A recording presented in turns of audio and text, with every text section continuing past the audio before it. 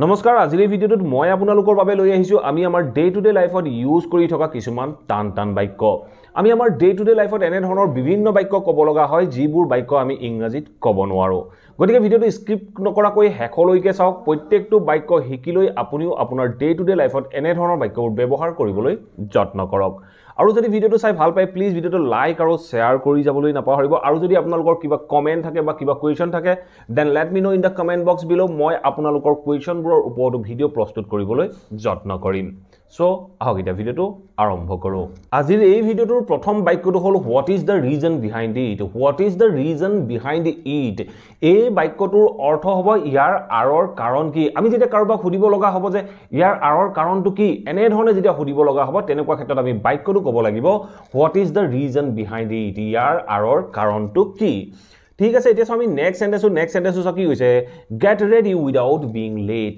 Gate ready without being late পলম নোহোৱাকৈ বা পলম নকৰাকৈ ৰেডি হোৱা বুলি ক'বলৈ যাওঁতে আমি বাক্যটো ক'ব লাগিব get ready without being late পলম নকৰাকৈ বা পলম নোহোৱাকৈ ৰেডি হোৱা get ready without being late ঠিক আছে এতিয়া আমি নেক্সট সেন্টেন্সটো কি কৈছে is she being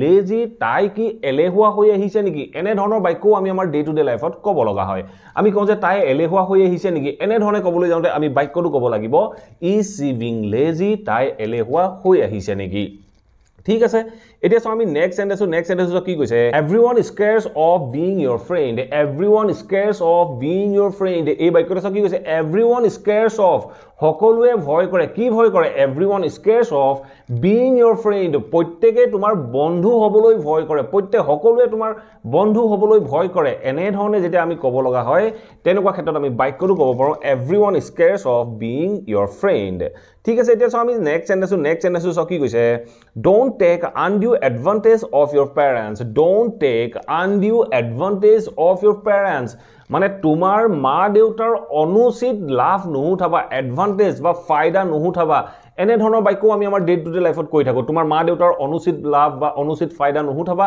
এনে ধৰণে ক'বলৈ যাওঁতে আমি বাক্যটো ক'ব পাৰো don't take undue advantage of your parents এনে ধৰণে আমি ক'ব লাগে ঠিক আছে এতিয়া আমি নেক্সট সেন্টেন্সটো কি কৈছে নেক্সট সেন্টেন্সটো কি কৈছে I don't know how the time passed by I don't know how the time passed by এই বাক্যটোৰ অৰ্থ হ'ল I don't know মই নাজানো how the time passed by মই নাজানো সময় কেনেদৰে পাৰ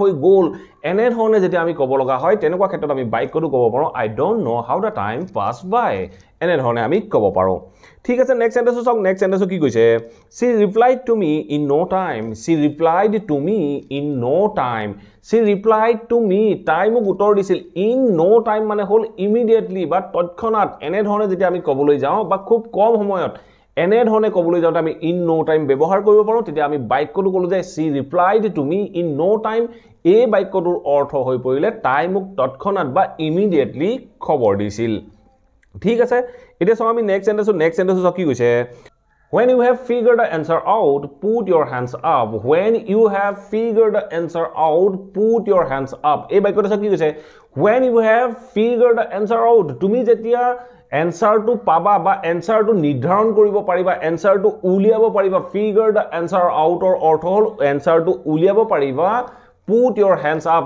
হাতখন দাঙি দিবা বা হাতখন ওপৰলৈ তুলি দিবা এনে ধৰণে ক'বলৈ যাওঁতে আমি বাক্যটো ক'ব পাৰো when you have figured the answer out put your hands up এনে ধৰণে আমি ক'ব লাগে ঠিক আছে এতিয়া আমি নেক্সট সেন্টেন্সটো কি কৈছে having food without washing hand is unhygienic having food without washing hand is unhygienic এই বাক্যটো কি ক'লে হাত নুধুৱাকৈ ভাত খোৱাটো অস্বাস্থ্যকৰ এনে ধৰণে ক'বলৈ যাওঁতে আমি বাক্যটো ক'লো having food ভাত খোৱাটো without washing hand হাত নুধুৱাকৈ ভাত খোৱাটো is unhygienic যিটো মানে এইটো অস্বাস্থ্যকৰ এনে ধৰণে আমি ক'ব পাৰো এইখিনিতে আপোনালোকৰ বাবে এটা কোৱেশ্চন আছে এই কোৱেশ্চনটো আপোনালোকে সলভ কৰক বা ইংৰাজীলৈ ট্ৰান্সলেট কৰক আৰু কমেন্ট বক্সত কমেন্ট কৰক যদি আপোনালোকৰ বাক্যটো শুদ্ধ হয় মই আপোনালোকক হাৰ্ট দি দিবলৈ যত্ন কৰিম সদায় ৰাতিপুৱা এক্সাৰসাইজ কৰাটোৱে আমাক স্বাস্থ্যকৰ কৰি ৰাখে সদায় ৰাতিপুৱা এক্সাৰসাইজ কৰাটোৱে আমাক স্বাস্থ্যকৰ কৰি ৰাখে এই বাক্যটো ইংৰাজীলৈ ট্ৰান্সলেট কৰক আৰু কমেন্ট বক্সত কমেন্ট কৰক ঠিক আছে এতিয়া আমি নেক্সট সেন্টেন্সটো কি কৈছে He never ever comes to office late. He never ever comes to office late. এই বাক্যটোৰ অৰ্থ হ'ব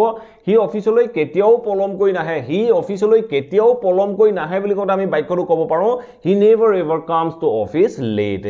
ঠিক তেনেধৰণে নেক্সট সেন্টেন্সটো চাওক। নেক্সট সেন্টেন্স কি কৈছে? Dinner has been served. Dinner has been served.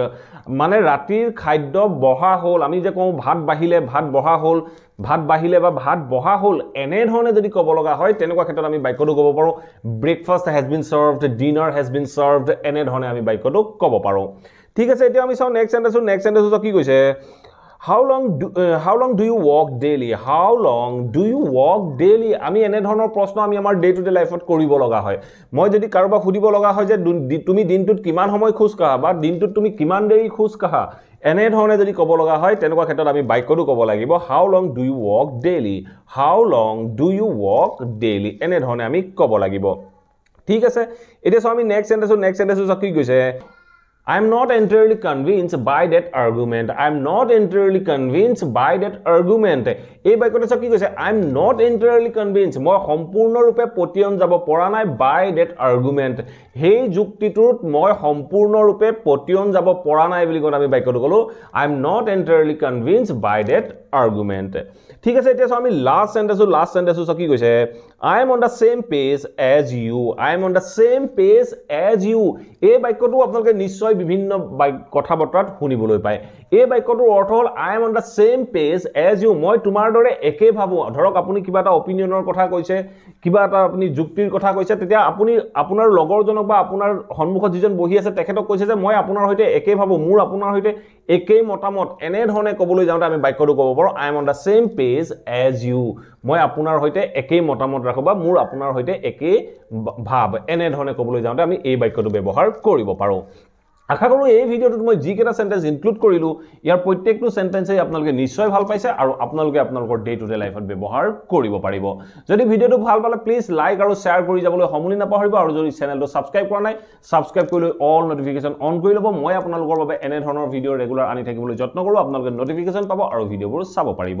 Thank you for ৱাচিং this video'. Have a nice day.